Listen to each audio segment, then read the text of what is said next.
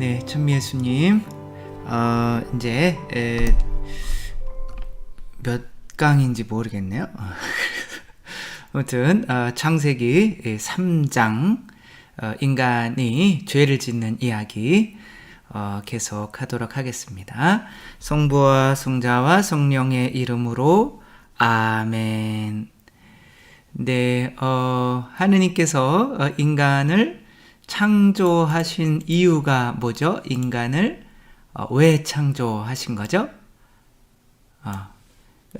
우리는 아기를 왜 낳아요? 아기를 낳게 되어 있죠. 그대로 쓰네요. 아기를. 그러니까 인간이 하느님의 모습을 닮아서 남자와 여자로 만들어졌죠. 그러니까 남자와 여자의 어떠한 관계를 보면 하느님도 이런 분이시겠구나라는 것을 어느 정도 이해할 수가 있겠죠. 근데 남자와 여자 안에는 사랑하면 둘만으로 머무르는 것이 아니라 자녀가 태어나게 되어 있는 거죠. 그것이 사랑의 본성인 거죠. 그래서 하느님의 사랑은 남자와 여자 관계 안에서 또 자녀를 낳게 되어 있는 것처럼 하느님께서도 당신들의 삼위일체의 그 성령 안에서 이루시는 아버지와 아드님의 두 분의 성령 안에서 이루시는 이 삼위일체의 사랑으로 만족하지 않고 자녀를 출산하게 되는데 우리가 하느님의 자녀가 되는 거잖아요. 그래서 그것은 하느님의 본성인 거죠. 그래서 인간을 창조하고 싶지 않다. 그러면 창조가 안 됐냐? 그것은 아닌 것 같아요. 하느님께서는 본성상 당신의 자녀들인 인간을 창조하실 수밖에 없었죠. 그러니까 당신 자녀들은 하느님 자녀들은 어떠한 본성이 있는 거예요? 창조의 본성이 있는 거죠. 근데 창조는 혼자 하는 것이 아니라 누군가와 관계를 맺어서 부부가 자녀를 낳는 것처럼 그런 창조를 하게 되는 건데 그게 이제 뭐예요? 아담이 동물에게 뭘 붙여주는 거예요? 이름을 붙여주는 것이 이제 창조인 거죠. 그쵸?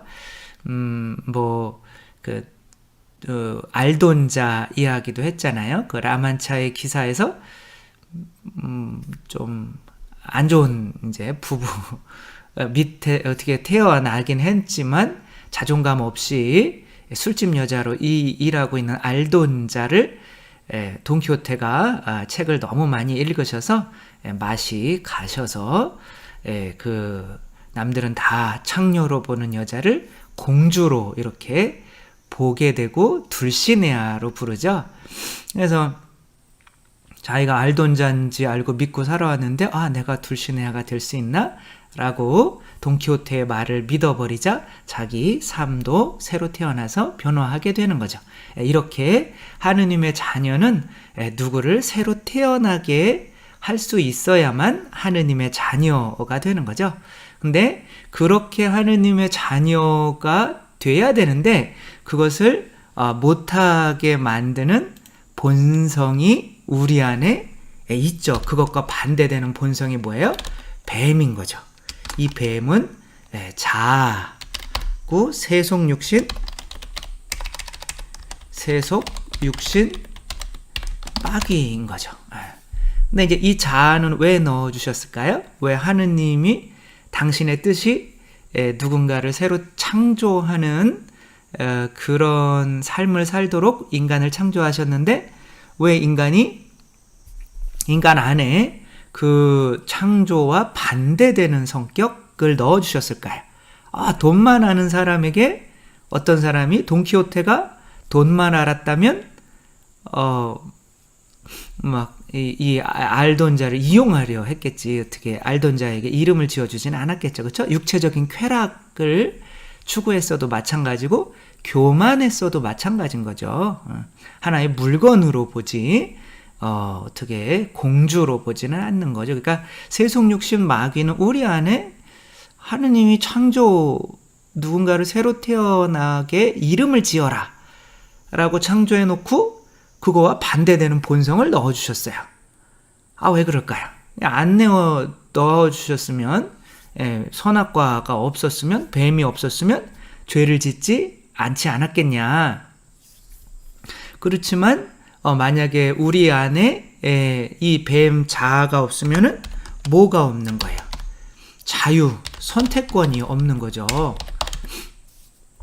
근데 인간 관계에서 우리가 가장 먼저 이 사람을 하나의 인격체로 존중해 주기 위해서는 그 사람의 뭐를 존중해 줘야 돼요? 자유를 존중해 줘야 되는 거죠. 그 영화 미저리처럼 어떤 남자를 좋아해서 그 남자를 사고 나게 해서 자기 집에 가둬놓고 침대에 묶어놓고 나가려고 그러니까 이제 오한마로 다리몽댕이를 이렇게 부러뜨리는, 그러면서 면도칼로 이렇게 얼굴을 이렇게 면도를 해주며 자기나 사랑하지? 뭐 이렇게 물어보면 호러죠, 호러. 그리고 막 어떤 제가 어렸을 때 본 영화는 여자를 사랑해서 남자가 여자의 팔다리를 다 못 도망가게 그러면서 화장해주고 막 그러면 행복하지? 이렇게 물어보죠. 마찬가지로 하느님께서 우리에게 당신을 떠날 수 있는, 그게 죄죠, 그쵸? 죄를 지을 수 있는 자유를 주지 않았다면 하느님께서 우리를 인격체로서 인정해 주시는 게 아닌 거죠. 그래서 우리가 죽어도 하늘나라 가도, 천국에 가도 반드시 뱀은 있게 마련입니다. 뱀이 없으면 자유가 없는 거예요. 근데 하늘나라에 이제 들어가서 내 자아와 함께 살지만, 성모님처럼, 성모님이 이제 동상 같은 데 보면 뱀을 발로 이렇게 밟고 계시잖아요. 그런 것처럼 내가 이제 내 자아를 통제할 수 있는 능력이 이제 생겨서 다시는 그 뱀에게 넘어가지 않을 수 있는 사람이 되는 거죠. 그 연습을 하는 것이 이 세상에 살아가는 유일한 이유라고도 할 수가 있죠. 근데 이제 그 원리를 이렇게 알아야 되는 거죠. 근데 뱀이 처음에 뭐로 유혹을 해요? 뭘 따먹으라고 그래요? 뭐를 따먹으면 선악과. 이제 선악과를 따먹는다는 것 자체가 뭐예요? 선악과를 주님께 바친다는 것 자체가 에덴 동산은 내 거다, 하느님 거다, 하느님 거다. 그러니까 선악과를 주님께서 이거 따먹지 말고 나한테 바쳐라고 하는 것은 물론 바치지 않을 가능성, 뱀도 있지만 바치는 것을 통해서 당신이 누구라는 것을 인정해 주게 하기 위해서 당신이 주님, 주인님, 주인님이라는 거를, 주님이라는 거를 인정해 주기 위해서. 그래서 선악과를 안 바치면 어떻게 되는 거예요? 내가 교만해서 이 에덴 동산에 있는 건 내 거야. 뭐 그런 거죠. 이 돈은 내 거야.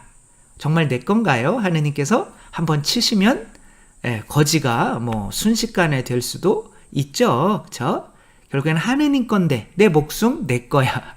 내가 만든 적도 없잖아요. 근데 이제 내가 그렇게 되는 거죠. 그게 교만이고 내 거라고 생각하니까 그것으로 내 육신의 쾌락을 채우려고 하고, 내 거라고 생각하니까 내가 가지려고 하고, 이 세속 육신 마귀가 바로 이 선악과에서 바로 나오는 거죠. 그럼 이거를 이길 수 있는 유일한 힘은 뭐예요? 선악과를 바치는 거죠. 그 선악과가 성경에서 뭐로 나와 있어요? 11조로 나와 있는 거죠. 그래서 이 성경의 맨 구약 성경의 끝에는 다시 11조 좀 바쳐라 라고 하는 말라기 3장 8절에 이렇게 나와 있어요. 너희들 옛날에 내 거 훔쳤잖아. 근데 너희들 나한테 돌아올 수 있어. 어떻게 돌아오냐고? 11조와 예물 바치면 돼. 그때 나한테 안 바쳤던 거 다시 바치면 되는 거죠. 그쵸? 내가 11조를 바친다는 거는 내가 주인이 아닙니다. 당신이 나의 주님입니다. 라고 인정하면서 마귀, 내 교만이 죽는 거죠. 그럼 그것을 바침으로써 더 절제한 생활을 하니까 육신도 절제가 되는 거고, 또 세속의 욕심도 이게 다 하느님 거라는 게 있으니까 더 나눌 줄 아는 삶을 살아갈 수밖에 없죠. 그래서 이 11조가 제가 강조하는 이유가, 이게 모든 죄가 11조 안 바치는 것에서, 선악과 안 바치는 것에서 시작한 거잖아요. 그렇죠? 그러면 다시 선악과를 바치는 것에서 우리 다시 에덴 동산에서 살 수 있는 자격을, 물론 그것만으로는 안 돼요. 그렇지만 자격을 얻기 시작하는 거죠. 그러니까 11조 안 바치고 사람 판단하지 않으면 돼요. 그러면 이제, 근데 이제 11조를 안 바치고 뱀 때문에 죄를 지었기 때문에 어떻게 돼요? 부끄럽죠. 부끄러워. 그 부끄러움을 어떻게 돼요? 가려야 되죠. 그럼 어떤 방법으로 가려요? 심판. 다른 사람을 더 나쁜 사람으로 만들면서 이제 내 죄를 가리는 거죠. 여러분들 막 이렇게 뭐 N번방인가요? 뭐 그 걔네들 젊은 이렇게 애들이 뭐 방 만들어 가지고 또 뭐 여자들을 어떻게 또 뭐 위협을 했는지 해서 그렇게 인권을 이렇게 하며 그걸 만들었잖아요. 그죠? 그러면서 그거를 뉴스를 볼 때 저런 썩을 놈들. 하지만 실제로 우리 안에는 성욕이 없나요? 성욕은 죽고 나서 20분 뒤에 없어진다고 어떤 신학자가 이렇게 이야기를 했는데, 그런데 음탕한 눈으로 누군가를 바라보기만 해도 간음하는 거라고 하잖아요. 그러니까 내가 다른 사람을 그렇게 하는 것에 대해서 비판을 한다면 결국에는 나 자신을 심판하는 거기 때문에, 내가 다른 사람을 심판한 것 때문에 나중에 그 기준으로 내가 심판을 받게 되는 거죠. 그래서 그리스, 그 이름은 생각이 안 나지만 그 철 침대, 거인인데 철 침대에다가 이제 지나가는 사람들을 이렇게 침대가 있고 이제 사람을 여기다가 이렇게 누이는 거예요. 이 사람이 노란색으로 할까요?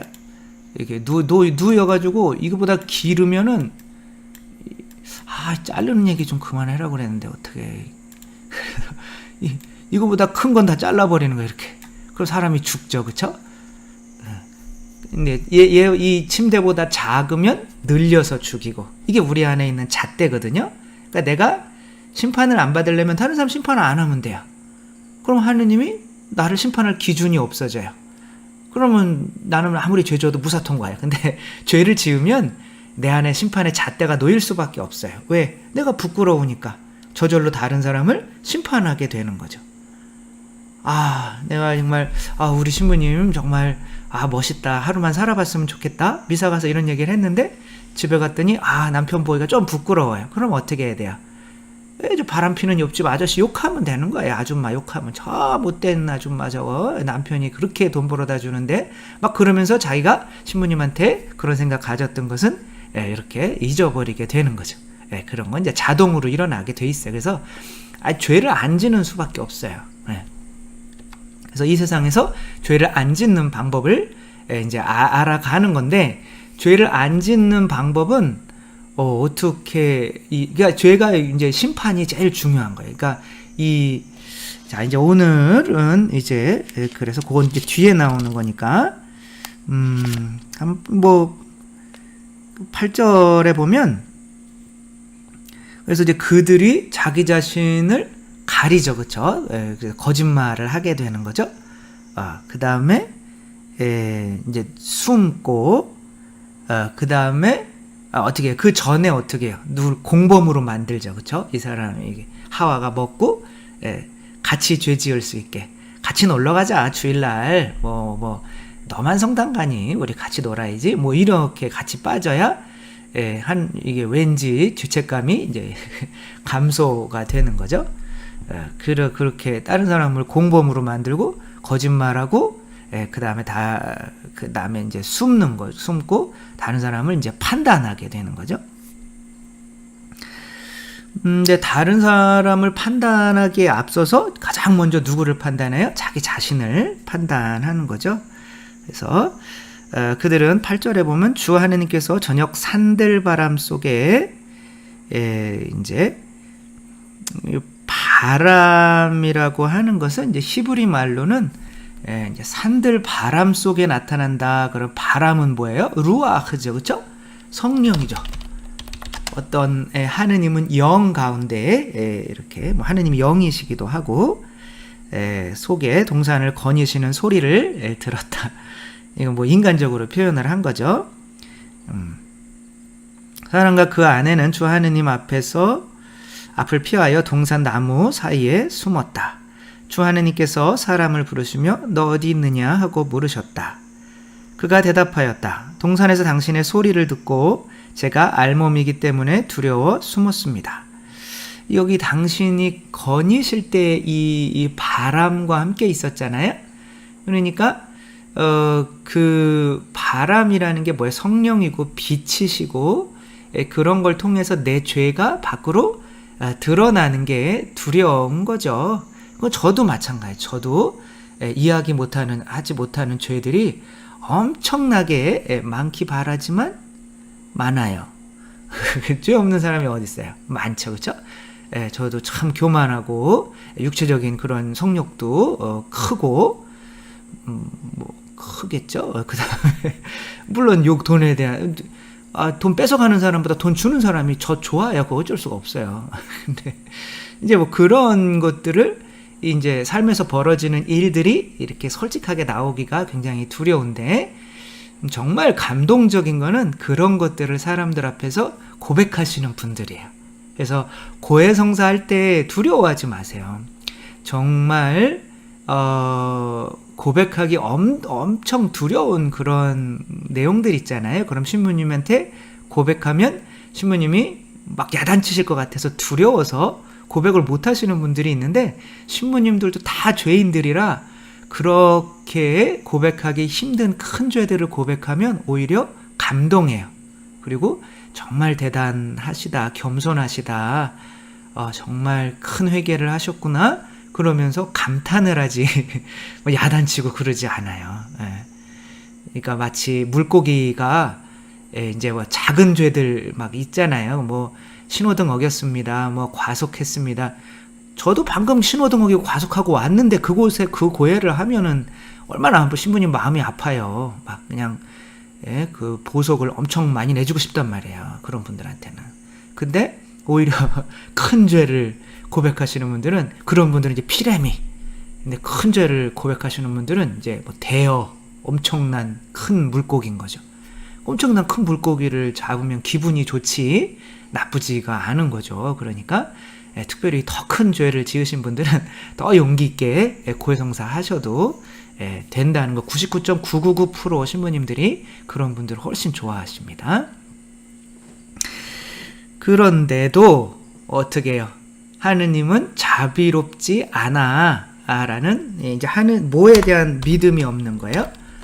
믿음이 없기 때문에 쫓겨나는 거죠. 그래서 뭐에 대한 믿음이 우리는 구원되려면 뭘 믿어야 돼요? 하느님을 믿어야 돼요? 구원 못 받아요? 왜냐하면 지옥에 있는 애들도 하느님 믿어요? 그죠?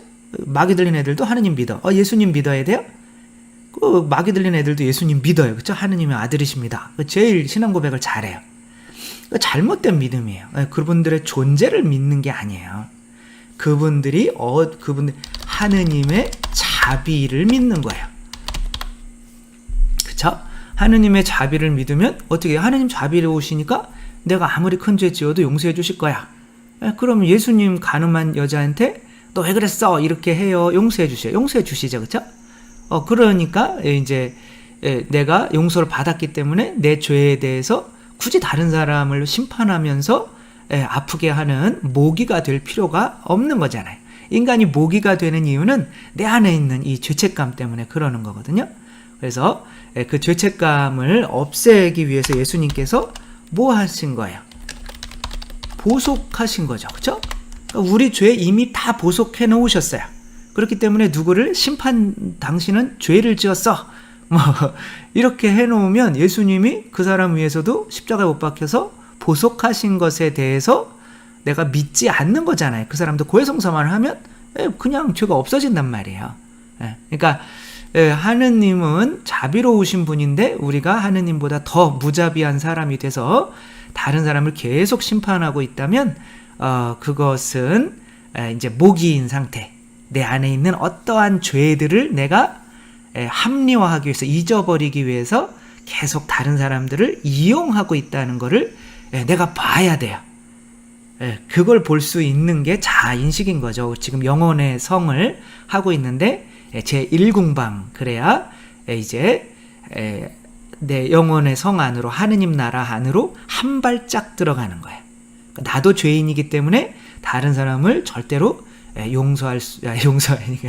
심판할 수가 없는 존재라는 거, 그리고 하느님은 자비로우신 분이기 때문에 모든 이들의 죄를 위해서 다 피를 흘려 놓으셨고 보속을 다 해 놓으셨고 용서해 주세요 한마디만 하면 다 용서할 준비가 되어 있으신 분이기 때문에 우리가 너는 막 죄졌어 그렇게 하면 내가 하느님보다 더 무서운 사람이 되는 거죠.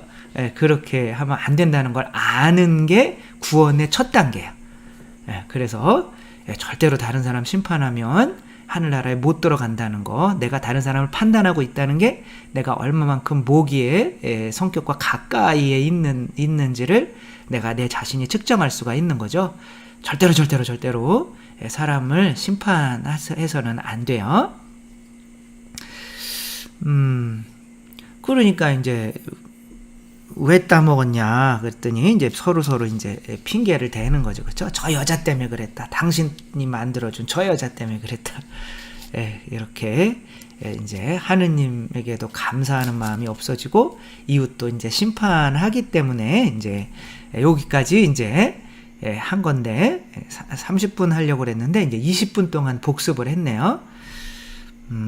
제가 이런 교수한테 배웠으면 엄청 짜증났을 거는 같아요. 그렇지만 뭐 공부는 반복이니까 결국에는 저도 이렇게 합리화하고 가는 거죠. 이제 14절부터는 벌을 주는 거예요. 주 하느님께서 여자에게 너는 어찌하여 이런 일을 저질렀느냐 하고 물으시자 여자가 대답하였다. 뱀이 꿰어서 제가 따먹었습니다. 제 탓이 아닙니다. 아니 내 마음 안에서 그런 마음이 일어나는데 어떡하냐고요. 그러니까 왜 내한테 그런 욕구들을 넣어주셨냐고요. 왜 뱀을 내 안에 넣어주셨냐고. 그거 당신 탓 아닙니까? 내가 죄 짓는 게 당신 탓이라는 거죠. 참. 네, 그래서 주 하느님께서 뱀에게 말씀하셨다. 네가 이런 일을 저질렀으니 너는 모든 집짐승과 들짐승 가운데서 저주를 받아 내가 사는 동안 줄곧 배로 기어다니며 먼지를 먹으리라. 뱀에게는 왜 그렇게 했느냐고 물어봐요? 안 물어봐요? 안 물어보죠. 왜냐하면 뱀 자체가 우리 안에 있는 욕구고 사탄이잖아요. 그렇죠? 사탄은 따로 있어요. 그렇지만 사탄이나 마귀들이 내 안에 있는 이 자아를 통해서 유혹을 하는 거예요. 이것을 이길 수 있을 정도 되면 그때서야 마귀들이 또 직접 와서 괴롭히지 그 전에는 괴롭히지도 않아요. 이미 내 안에 그런 욕구들이 있으니까. 그러니까 이제 그렇게, 그리고 이제 내가 자아에 이제 너무 깊숙이 하나가 되면 진짜 이제 사탄이 들어와서 사탄과 하나가 되게 되는 거죠. 그래서 내가 내 자아를 선택하느냐, 내 양심을 선택하느냐에 따라서 사탄이 되기도 하고 하느님의 자녀가 되기도 하는 거죠. 근데 이제 따라서 뱀은 하느님의 뜻과 완전히 반대되는 본성이죠. 그렇죠? 하느님은 사랑하시고 사랑해라고 그런 거고 그 사랑이라는 것이 누군가가 당신은 귀한 존재입니다 라고 가치를 쳐주라는 거죠. 인정해 주라는 거죠. 이름을 주어서 그 자존감으로 새로 태어나게 만드는 일을 해라 라고 이제 한 건데 그것과 완전히 반대되는 생존 욕구인 거죠. 내 생존 욕구가 더 중요해. 내가 사는 게 그런 뱀이기 때문에 뱀에게는 이제 회개할 수 있는 무슨 뭐 어떤 가능성이 없죠. 그러니까 그냥 바로 뱀이 어떠한 존재인지를 말씀을 해주시는 거예요. 그래서 처음에 이제 들에 살았다고 하는 거는 길들여진 존재가 아닌 거죠. 길들여질 수 있는 가능성이 그래도 있었던 존재인 거죠. 이거는 아마도 사탄 마귀들이 하느님께 저항해서 이제 완전히 마귀가 되어버리기 전의 상태를 의미할 수도 있겠죠. 그래서 이들한테 뭐를 없애버려요? 발을 없애버려요. 그러니까 이제 동물들은 몇 가지 종류가 있다고 그랬죠? 기어다니는 거, 그 다음에 동물, 그 다음에 들짐승, 그 다음에 집짐승. 그러니까 집짐승은 이미 길들여진 짐승이고, 들짐승은 길들여질 가능성이 있는 짐승이고, 근데 뱀은 길들여질 가능성이 있게 만들었단 말이에요. 그런데 이제 길들여질 수 없는 상태가 돼버린 거예요. 그래서 나를 휘감는 이 욕구들이 휘감아서 여기서 빠져나올 수 없는 상태가 된 거죠. 이거를 뭐라고 그러는 거예요? 원죄가 되는 거예요. 그래서 원죄, 태어날 때는 인간이 자아의 이 욕구들을 이길 수 없는 상태로 태어나는 거예요. 그래서 그리스도가 아니면 이 자아를 이길 수가 없는 상태가 되는 거죠. 기어다니는 거. 이제 우리가 뭐 뱀을 길들여서 키우지는 않잖아요. 그쵸? 개 같은 거를 키우는데, 그래서, 뭐 하나를 이렇게 읽어 드리려면, 가톨릭 교회 교리서에 이런 내용이 있어요. 볼까요? 시초부터 하느님께서 인간에게 맡겨진 세상에 대한 다스림은 세상을 다스려라 그런 거죠. 그렇죠? 근데 그 다스림은 무엇보다도 먼저 자기 다스림으로 실현되었다. 그러니까 내 자신, 뱀을 다스릴 수 있어야 세상을 다스릴 수 있는 거죠. 이거 뭐라고 그러는 거죠? 그 수신제가 치국 평천하라고 하는 거. 자기 몸을 다스릴 수가 없으면 세상도 가정도 다스릴 수가 없다. 근데 여기에서는 이 자기의 다스림에 있어서는 세 가지를 다스려야 되는데, 관능적 쾌락, 이건 뭐예요? 육체죠, 그렇죠? 재물에 대한 욕심, 탐욕, 이거는 뭐예요? 이거는 세속인 거죠, 그렇죠? 반이성적 자기주장, 이거는 적인 거죠, 그 교만인 거죠. 이 세 가지 욕망에서 뭐 더 얘기하지도 않아요. 딱 세 가지 욕망. 세속, 육신, 마귀에게서 처음에는 자유로웠지만 이제는 원죄를 짓고 나서 더 이상 자유롭지 못하게 되었다는 거죠. 나는 돈에 대한 욕심, 나는 내가 내 힘으로 자제할 수 있어. 그러면 예수님이 필요가 없으시겠죠. 그쵸? 예수님이 이것들을 죽이는 힘은 예수님의 이제 피인 거죠. 그래서 이제 제가 세속육신 마귀라고 하는 것이 요 가톨릭 교회 교리서 377항입니다. 제가 꾸며내는 것이 아니라 교회의 전통적인 가르침이라는 거 또 보여드리기 위해서 다시 한번 이렇게 보여드린 거고요. 네, 아무튼 그렇게 뱀은 이제 너는 평생 기어다니면서 먼지를 먹으리라. 그래서 천국은 위에 있어요, 밑에 있어요. 그래서 이스라엘 사고관으로는 위에 있는 거죠, 하늘에 있는 거죠. 그 다음에는 이제 땅은 이제 뭐가 되는 거예요? 지옥이 되는 거예요. 이제 먼지를 먹는다는 거는 이제 지옥에 가게 된다는 거죠.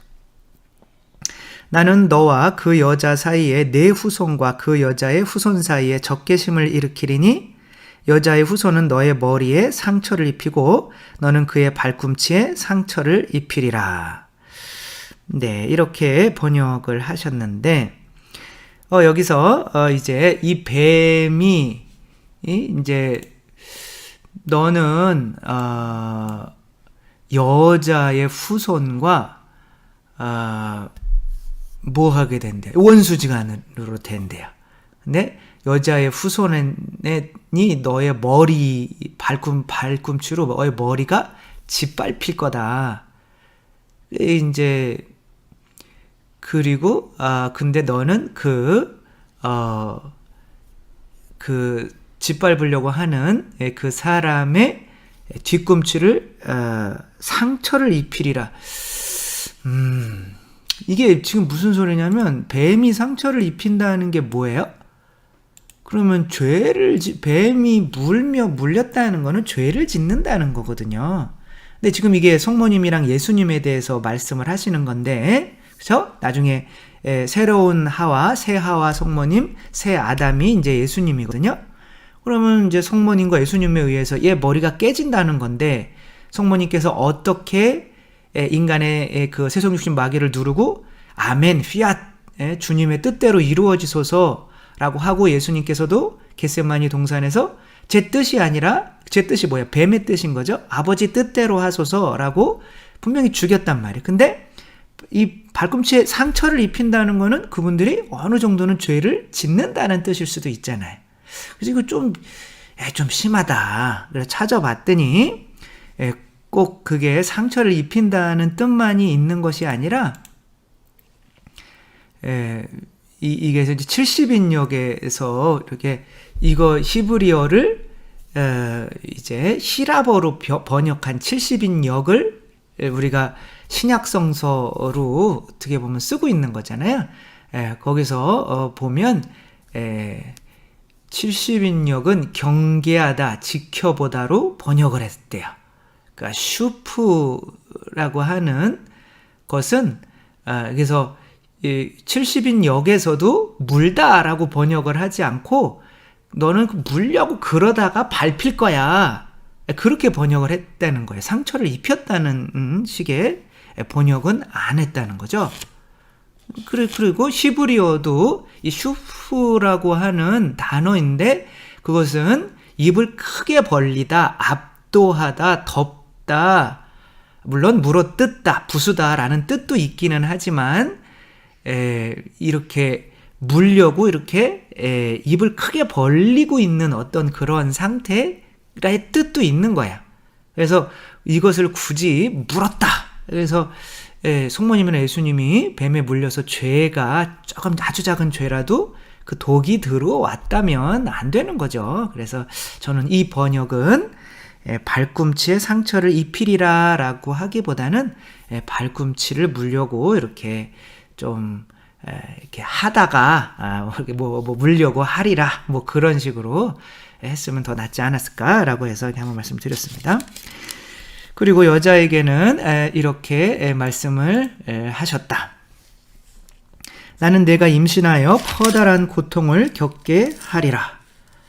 네, 그러니까 동물들은 인간보다는 아기를 낳을 때 고통이 좀 덜하죠. 막 서서 낳는 짐승들도 있고, 개나 고양이들은 그냥 지들이 알아서 그냥 이렇게 몇 번 깽깽거리더니 이제 낳고 이제 그렇게 하는데, 인간은 직립보행이기 때문에 이제 골반이 이렇게 쓰잖아요. 그쵸? 그러니까 이제 아기가 빠져나오는 게 고통스러울 수밖에 없는 거죠. 그래서 동물들에 비해서 인간이 더 이렇게 아기 낳을 때 고통스러운 이유가 특별히 여자가 먼저 죄를 지었기 때문에 그렇다고 하는데 무슨 여자가 죄에 빠지기 쉬워서 먼저 죄를 지었다기보다는 여자가 더 유혹하기 어려워서 여자를 먼저 유혹한 거죠. 남자는 여자가 그냥 주기만 하면 끝나요. 그냥 남자는 그냥 저절로 무너져요. 근데 여자들은 왠지 이렇게 유혹하기가 힘든 거죠. 그래서 오히려 여자가 먼저 지은 게 뭐 여자가 죄에 약하다 이런 뜻은 아닌 거죠. 그렇지만 그냥 어떤 자녀 때문에 겪는 고통이 있을 수밖에 없는 이유를 이렇게 설명을 하는 것 같아요. 그렇죠? 그래서 예수님께서도 왜 저를 버리셨나이까? 이게 어떻게 보면 악이 낳는 고통이거든요. 그 예수 그리스도의 죽음을 통해서 이제 교회가 탄생한 거죠. 그런 고통 없이는 새로운 자녀를 탄생시킬 수 없는 이런 것을 말씀하고 계신 것 같아요. 그 다음에 그럼 성모님은 아기 낳을 때 아프셨을까 안 아프셨을까 이런 또 생각이 들기는 하더라고요. 저는 안 아프셨을 것 같아요. 그렇죠? 원죄가 없으시니까. 나중에 죽어서 여러분들이 물어보셔서 저한테 알려주시면 좋을 것 같아요. 저는 직접은 못 물어보겠어요. 그 다음에 4장 7절 너는 내 남편을 갈망하고 그는 너의 주인이 되리라. 이게 뭐야? 그러니까 여인에게는 악이 낳는 고통.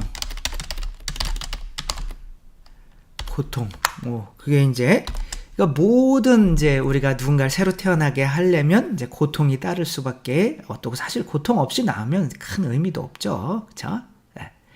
그다음에 뭐냐면 남편을 갈망한다.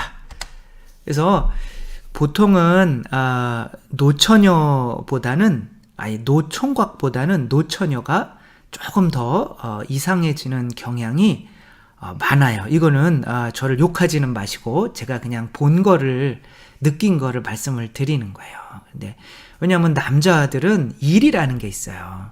그래서 아담은 일하라고 창조했잖아요. 그러니까 남자는 일반, 그 다음에 하와반, 사랑반이란 말이에요. 50-50이란 말. 근데 여자는, 하와는 누굴 위해서 창조했어요?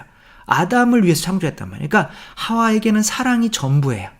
그러니까 사랑을 빼앗겨서 더 사랑하지 못해서 더 고통받는 거는 여자일 수밖에 없는 것 같아요. 이건 저의 생각이니까 어디 가서 제가 그랬다고는 그러지 마세요. 그런데 아무튼 근데 이제 누군가를 갈망하게 만드는 거예요. 그러니까 그런 정말 사랑하고 싶다. 여러분 가을 타고 막 봄 타고 봄처녀 바람 났네.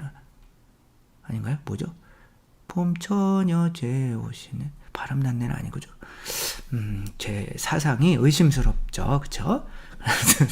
그래서 이게 이제 왜 그런 노래가 왜 남자는 아니고 여자가 이렇게 봄바람 불면 설랑설랑 이렇게 그게 이제 고통이 뭐냐면 벌이 고통이잖아요. 그쵸?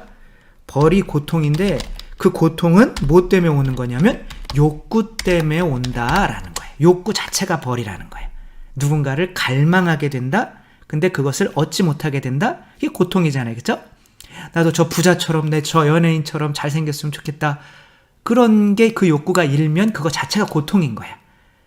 그래서 이 세상에 있는 누군가를 이제 좋아하게 된다는 거예요. 더 많이. 그럼으로써 더 많은 고통을 얻게 된다는 거죠. 이게 원죄의 영향인 거죠. 그러니까 원죄를 짓지 않으면 어떻게 되는 거예요? 하느님만 사랑하니까 뭐 다른 사람 부러운 게 없어요. 저도 그 개그맨 이휘재 씨랑 같은 나이인데 그 대학생 때는 정말 돈 1,000원이 없어서 벌써 37분이 지났네요. 정말 대학교 그냥 막 밥도 굶고 다니고 할 때 그때 이휘재 씨가 대학교 1, 2학년 때 막 선택했어 이거 하면서 막 엄청나게 돈을 많이 벌면서 야 정말 부럽다 그런 생각을 했거든요. 그때는 당연히 신부님 될 생각도 없었고 돈이 행복을 좌우한다고 생각을 했기 때문에 그렇게 부러운 거죠. 근데 그 부러움 자체가 고통이었던 거예요, 저한테. 근데 지금은 부자들이나 누구도 안 부러워요. 그러니까 그런 고통이 사라진 거죠. 근데 원죄라는 게 이렇게 무언가를 세상의 욕구, 세상 것을 바라게 남편처럼 내가 하나가 되기 위해서 바라게 하는 욕구가 생겨나기 때문에 그런 고통이 생겨나는데 그 고통이 바로 원죄의 벌이라는 거죠. 그래서 우리는 오직 하느님만을 바라는 그래서 세상 것은 어차피 다 사라질 거 그게 세상에 대한 욕구를 내가 없애지는 게 아니라 내 모든 욕구를 하느님에게 돌릴 때에 이쪽에 신경 쓸 필요가 없어지는 거죠. 그럴 때 원죄의 고통으로부터 자유로워진다는 거 생각하며 또 이렇게 오늘 여기까지 하지만 그래도 좋은 배경이 없네요. 다 그럼 쫓겨나는 배경으로 축복이 돼야 되는데 이렇게 드리도록 하겠습니다. 주님께서 여러분과 함께 전능하신 천주 성부와 성자와 성령께서는 여기 모인 모든 이에게 축복을 내리시어 길이 머물게 하소서. 주님을 찬미합시다. 하느님 감사합니다. 성부와 성자와 성령의 이름으로 아멘. 감사합니다. 사랑합니다.